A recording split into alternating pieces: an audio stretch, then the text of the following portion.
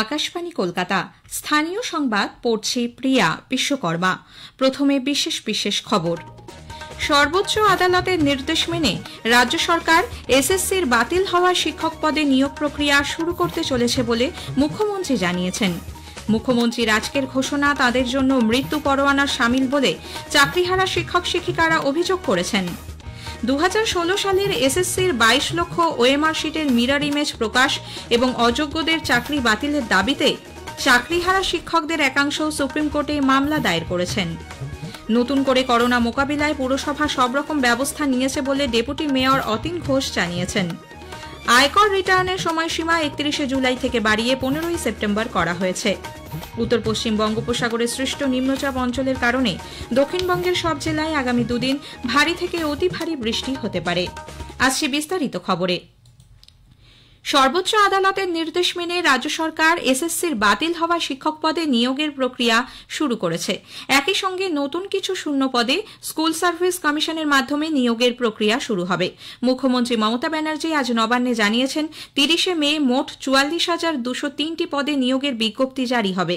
এর মধ্যে আদালতের নির্দেশে 24,203টি বাতিল হওয়া শিক্ষক পদ রয়েছে। এছাড়াও বিভিন্ন স্কুলে শিক্ষক, গ্রুপ সি এবং গ্রুপ ডির শূন্য পদ মিলিয়ে আরও প্রায় 20,000 অতিরিক্ত কর্মী নিয়োগ করা হবে। মুখ্যমন্ত্রী জানান, চাকরিহারাদের বয়সে ছাড় দেওয়ার পাশাপাশি যারা শিক্ষকতা করছেন তাদের অভিজ্ঞতার শংসাপত্র দেওয়া হবে। আদালতের নির্দেশে বাধ্য হয়েই সরকারকে শিক্ষক নিয়োগের বিজ্ঞপ্তি জারি করতে হচ্ছে। তবে একই সঙ্গে রায় পুনর্বিবেচনার জন্য রাজ্য সরকার ইতোমধ্যেই সুপ্রিম কোর্টে আবেদনও দাখিল করেছে। কারো চাকরি যাওয়ার কথা বলিনি, আমরা পরিষ্কার বলেছি যারা চাকরি করেন তাদের সুযোগ দেওয়া হোক এবং তাদের যেন লিস্টটা বাতিল না করা হয়। কিন্তু সুপ্রিম কোর্ট আপনারা জানেন, নির্দেশ অনুযায়ী আমরা আমাদের সবটাই রেডি করে রাখবো। আর আমাদের প্রসেসটাও 31 মের মধ্যে করতে বলেছে, নোটিফিকেশন করতে বলা হয়েছে। চাকরিহারা প্রার্থীদের জন্য সব রাস্তা খুলে রাখতে পরীক্ষায় বসারও আবেদন জানান মুখ্যমন্ত্রী। একই সঙ্গে তিনি জানিয়েছেন, সরকার আদালতের রায়ে চাকরিহারা গ্রুপ সি, গ্রুপ ডি কর্মীদের পাশেও থাকবে। তাদের শিক্ষা দপ্তর ছাড়াও রাজ্য সরকারের আরও কয়েকটি দপ্তরে চাকরির সুযোগ দেওয়া হবে। মুখ্যমন্ত্রীর আজকের ঘোষণা তাদের জন্য মৃত্যু পরোয়ানা শামিল বলে অভিযোগ করেছেন চাকরিহারা শিক্ষক শিক্ষিকারা।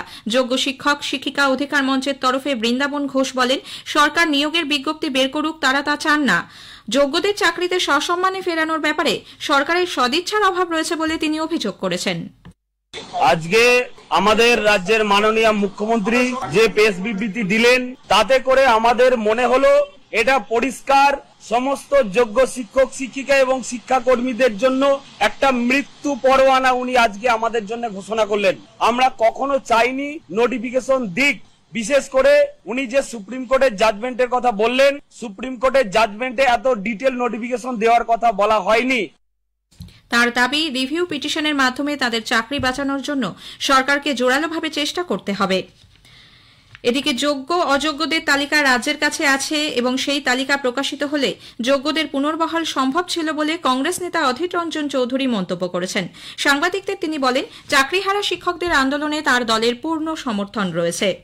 অন্যদিকে মুখ্যমন্ত্রীর আজকের চাকরির পরীক্ষার ঘোষণার সমালোচনা করেছে বঙ্গীয় শিক্ষক ও শিক্ষাকর্মী সমিতি।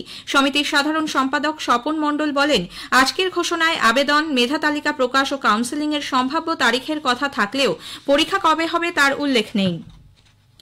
2016 সালের এসএসসির 22 লক্ষ ওএমআর শিটের মিরর ইমেজ প্রকাশ এবং অযোগ্যদের চাকরি বাতিলের দাবিতে সুপ্রিম কোর্টে মামলা দায়ের করেছেন চাকরিহারা শিক্ষকদের একাংশ। তাদের পক্ষ থেকে সুমন বিশ্বাস জানান, মামলার গুরুত্ব বিচার করে অবসরকালীন বেঞ্চে যাতে শুনানি হয় তার জন্য আবেদন জানানো হয়েছে। অন্যদিকে শিক্ষামন্ত্রী ব্রাত্য বসুর সঙ্গে আলোচনায় বসতে চেয়ে আজ আবার চিঠি দিয়েছে যোগ্য শিক্ষক শিক্ষিকা অধিকার মঞ্চ। West Bengal junior doctors front আজ স্বাস্থ্য ভবনের কর্তাদের সঙ্গে দেখা করে চিকিৎসক দেবাশিস হালদারকে পূর্ব নির্ধারিত জায়গা থেকে অন্যত্র পোস্টিং দেওয়ার প্রতিবাদ জানায়। আরজিকর আন্দোলনের দুই মুখ অনিকেত মাহাতো এবং আশফাকুল্লাহ নাইয়াকেও একইভাবে কাউন্সেলিংয়ের পর মেরিট লিস্ট অনুযায়ী পাওয়া নিয়োগ ক্ষেত্র থেকে অন্য জায়গায় পাঠানো হচ্ছে বলে তারা জানতে পারেন। এটি সম্পূর্ণ নিয়ম বহির্ভূত এবং উদ্দেশ্য প্রণোদিত বলে জুনিয়র ডক্টরস ফোরাম অভিযোগ করে প্রতিবাদ জানিয়েছে। তৃণমূল কংগ্রেস নেতা জয়প্রকাশ মজুমদার বলেছেন, একজন চিকিৎসক যেকোনো জায়গায় পরিষেবা দিতে প্রতিজ্ঞাবদ্ধ, যেখানেই যান তাকে চিকিৎসাই করতে হবে। এদিকে গতকালের পর আজও আবার স্বাস্থ্য ভবন উড়িয়ে দেওয়ার হুমকি ইমেল আসায় বিধাননগর থানার পুলিশ সর্বত্র তল্লাশি চালায়, তবে কোথাও কিছু পাওয়া যায়নি। স্থানীয় সংবাদ শুনছেন আকাশবাণী কলকাতা কেন্দ্র থেকে। আমাদের সংবাদ শুনে যাচ্ছে ইউটিউব চ্যানেল আকাশবাণী সংবাদ বাংলা, ফেসবুক ও ইনস্টাগ্রাম আকাশবাণী সংবাদ কলকাতা এবং এক্স হ্যান্ডেল AIR নিউজ কলকাতাতে। অপারেশন সিন্দুর নিয়ে ভারতের অবস্থান ব্যাখ্যা করতে ভারতীয় প্রতিনিধি দলের সদস্য হিসেবে তৃণমূল কংগ্রেস নেতা অভিষেক বন্দ্যোপাধ্যায় আজ সিঙ্গাপুরে রামকৃষ্ণ মিশন পরিদর্শন করেন। নেতাজির স্মৃতি বিজড়িত আজাদ হিন্দ ফৌজের স্মারকেও তিনি যান। জেডিইউ সাংসদ সঞ্জয় কুমার ঝায়ের নেতৃত্বে প্রতিনিধি দলটি জাপান ও দক্ষিণ কোরিয়ার পর এখন সিঙ্গাপুরে রয়েছে।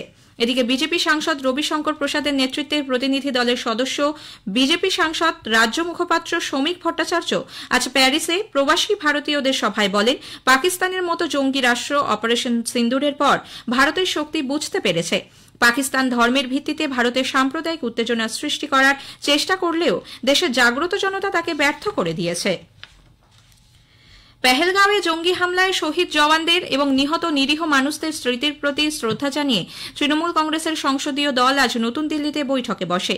পেহেলগাঁও হামলার পেছনে গোয়েন্দা ব্যর্থতার পাশাপাশি হামলাকারীদের এখনো কেন ধরা গেল না সেই প্রশ্নও তৃণমূল সাংসদরা তুলেছেন। বৈঠকে দেশের অভ্যন্তরীণ নিরাপত্তা নিয়েও উদ্বেগ প্রকাশ করা হয়। তৃণমূল কংগ্রেস সাংসদ কাকলি ঘোষ দস্তিদার সাংবাদিকদের বলেন, পুরো বিষয়টি নিয়ে আলোচনা করতে সংসদের বিশেষ অধিবেশন ডাকার জন্য প্রধানমন্ত্রী নরেন্দ্র মোদীকে চিঠি দেওয়া হয়েছে। অপারেশন সিন্দুরের সাফল্যে উত্তর 24 পরগনার বনগাঁ সীমান্তের শুটিয়ায় বিএসএফ জওয়ানদের ফুল মিষ্টি দিয়ে আজ সম্বর্ধনা জানান বিজেপি কর্মীরা। বিজেপির উদ্যোগে তিরঙ্গা যাত্রায় পা মেলান সাধারণ মানুষও। এদিকে ভারতীয় বীর সেনাদের কুর্নিশ জানিয়ে আজ কলকাতায় সেনা সম্মান পদযাত্রা করে কংগ্রেস। অপারেশন সিন্দুরের সাফল্যে ভারতীয় সেনাবাহিনীকে কুর্নিশ জানিয়েছেন Maulana Abul Kalam Azad institute of Asian স্টাডিজের অধিকর্তা ডাক্তার স্বরূপ প্রসাদ ঘোষ। তিনি বলেন, বারংবার দেশ এবং নাগরিকদের ওপর আঘাত হানলে ভারত তার প্রত্যুত্তর দেবে। পেহেলগাঁওয়ে যে বর্বর ঘটনা ঘটেছে তার উপযুক্ত সমুচিত জবাব ভারত সরকার ও ভারতবর্ষের আর্ম ফোর্সেস দিয়েছে। প্রধানমন্ত্রী যোগ্য নেতৃত্ব দিয়েছেন এবং সমস্ত দল ও মত নির্বিশেষে ভারতবাসী ভারত সরকারের পিছনে এই কর্মের সমস্ত সমর্থন জুগিয়েছে এবং প্রধানমন্ত্রীকে আমরা ধন্যবাদ দিচ্ছি, তার সঙ্গে আছি। দেশজুড়ে করোনার প্রাদুর্ভাবের প্রেক্ষিতে এর মোকাবিলায় কলকাতা পুরসভা সব রকম ব্যবস্থা নিয়েছে বলে ডেপুটি মেয়র অতীন ঘোষ জানিয়েছেন। পুরভবনে আজ স্বাস্থ্য দপ্তরের আধিকারিকদের সঙ্গে বৈঠকের পর ডেপুটি মেয়র সাংবাদিক বৈঠকে বলেন, প্রতিটি ওয়ার্ডেই স্বাস্থ্য পরিকাঠামো উন্নত করা হয়েছে। পুরসভার কর্মীরা বাড়ি বাড়ি গিয়ে খোঁজ নিচ্ছেন জ্বর, সর্দি, কাশি ও শ্বাসকষ্টজনিত রোগে কেউ ভুগছেন কিনা। 2025-26 অ্যাসেসমেন্ট ইয়ারে আয়কর রিটার্ন দাখিলের সময়সীমা 31 জুলাই থেকে বাড়িয়ে 15 সেপ্টেম্বর করা হয়েছে। কেন্দ্রীয় প্রত্যক্ষ কর পর্ষদ এক প্রেস বিজ্ঞপ্তিতে জানিয়েছে, আয়কর রিটার্নের ফর্ম ও কর মূল্যায়ন ব্যবস্থাপনাকে উন্নত করা এবং উৎসমূল থেকে কেটে নেওয়া করের পরিমাণ ও তার বিবৃতি আরও ভালোভাবে প্রকাশ করতে কর রিটার্নের সময়সীমা বৃদ্ধি করা হল। এর ফলে করদাতারা বিনা ঝঞ্ঝাটে রিটার্ন দাখিল করতে পারবেন বলে পর্ষদ উল্লেখ করেছে।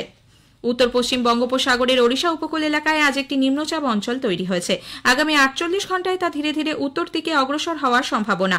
এর ফলে আগামী দুদিন দক্ষিণবঙ্গের সব জেলায় ভারী থেকে অতি ভারী বৃষ্টি হতে পারে বলে জানিয়েছেন আবহাওয়া দপ্তরের পূর্বাঞ্চলীয় প্রধান সোমনাথ দত্ত।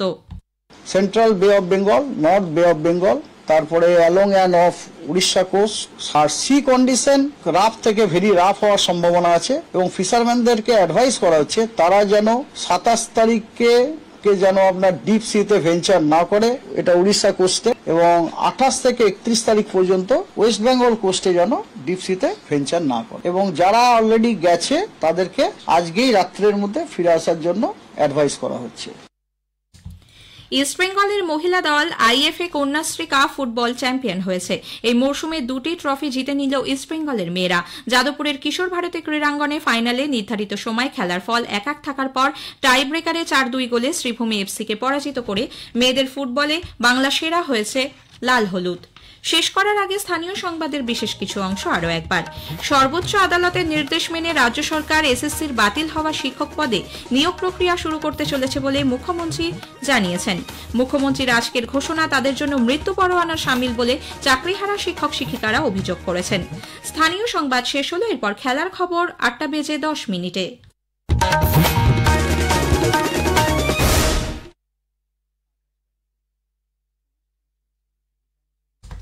আকাশবাণী।